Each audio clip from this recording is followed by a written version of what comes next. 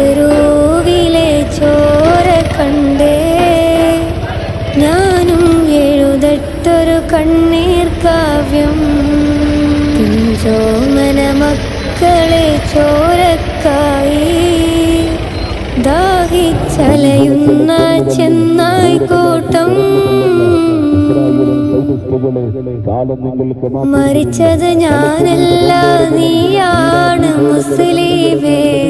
ഫാസിസ തടവറയിൽ അടിമയായി നിൽപ്പോ നീ എന്ന് തീരും ഈ കണ്ണുനീരിൻ മോചനം നേടുകില്ലേ. ഫലസ്തീൻ ചിരിയെന്നത് കാണാക്കിനാവല്ല. അറബിപ്പൻ വിളയുന്ന കാലം വരുന്നുണ്ട്. തഖ്വ കൊണ്ട്